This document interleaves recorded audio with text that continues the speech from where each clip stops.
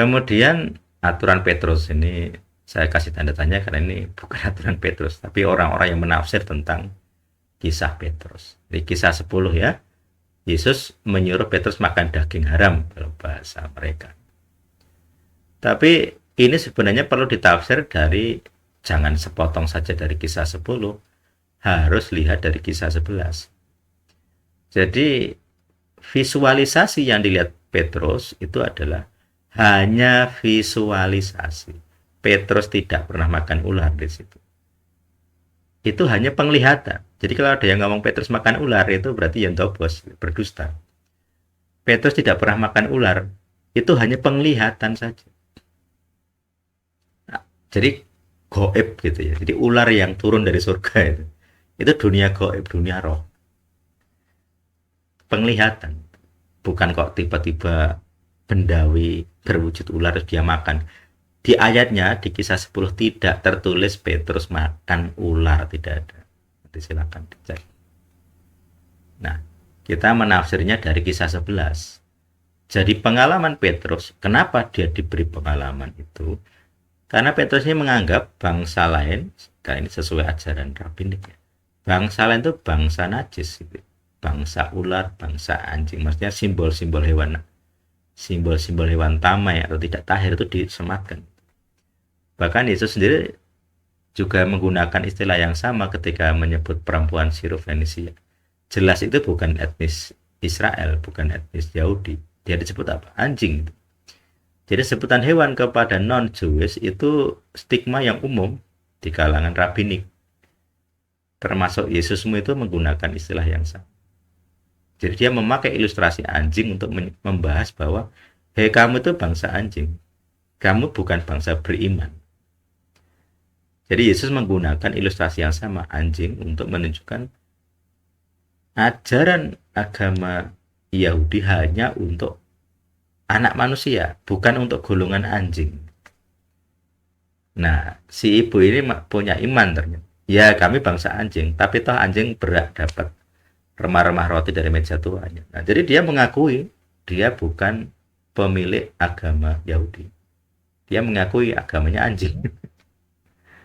Tapi dia minta bantuan kepada agama Yahudi. Ya. Yesus bilang, ibu ini lebih beriman daripada orang-orang Yahudi sendiri. Nah, itulah contoh yang kita harus jeli. Yesusmu itu menggunakan istilah anjing untuk menyebut bangsa Sirofenisia. Makanya Petrus ini juga sama, meneruskan kebiasaan rabbinik saat itu ya. Termasuk Rabi Yesus, bahwa itu kan bangsa asing gitu. Bangsa tidak tahir, saya nggak boleh menyentuh. Makanya Petrus tidak mau makan semeja dengan Yunani yang sudah Kristen pada. Jadi Kristen Yunani dia nggak mau gitu ya, makan bersama. Nah, ini peringatan kepada Petrus di kisah 11. Kamu nggak boleh seperti itu karena mereka juga orang percaya. Jadi Petrus itu kan anti sebenarnya mengkristenkan bangsa-bangsa lain. Dia sangat fanatik sofinis dengan Yahudinya. Dia beda dengan Paulus ya. Jadi dia tidak senang dengan mengajar bangsa Yunani. Dia pengennya ya agama ini untuk Yahudi saja. Karena yang menerima Taurat itu ya Yahudi gitu. Nah, ini yang perbedaannya. Tapi kalau kita sekarang menafsir bahwa Petrus itu atau Yesus menyuruh Petrus makan daging tidak tahir, itu salah, bukan itu. Perintah di kisah 10 itu bukan soal itu. Tapi ada di kisah 11, yaitu apa? Supaya Petrus tidak lagi benci kepada bangsa-bangsa lain. Dan mendukung gitu. Makanya di kisah 15 kan ada konsili. Kenapa? Ya karena salah satunya Petrus ini. Petrus ini vokal di dalam anti Yunaninya, sangat vokal dia. Sampai Paulus sebut munafik ya karena dia terang-terangan gitu. Dia punya sofinisme, kebanggaan, fanatisme dengan etnis Yahudinya. Dia kurang suka bergaul dengan non gitu. Bahkan fanatisme ini ditulis juga oleh Yosefus. Yosefus ini sejarawan Yahudi. Dia bilang kita itu fanatik dengan bahasa Ibrani. Jadi bagi orang-orang Yahudi fanatik, mereka nggak mau belajar bahasa Yunani, termasuk memakai nama-nama Yunani. Sedangkan Paulus dia itu kan kewarganegaraan Roma, ya pasti dia belajar bahasa Romawi, bahasa Latin, ataupun bahasa Yunani gitu. Apalagi dia terpelajar ya. Nah itu nggak seperti Yahudi yang lain sebenarnya. Jadi Yahudi yang lain yang tidak punya kewarganegaraan Romawi alergi dengan bahasa Yunani. Makanya dulu kalau ada orang Kristen bilang bahasa Yesus adalah bahasa Yunani, ya ini dobos juga, nggak sesuai fakta. Jadi di abad kedua ketiga para pemberontak ada manuskripnya yang disebut Simon ben Kosiba atau bahasa Arabnya Simon bar Kokhba, itu sempat menulis surat dalam bahasa Ibrani koloquial. Koloquial itu bahasa sehari-hari. Jadi ada penyingkatan di dalam penulisan Simon ini. Surat-surat Simon, dia dianggap Mesias di zaman itu ya, pemimpin perang.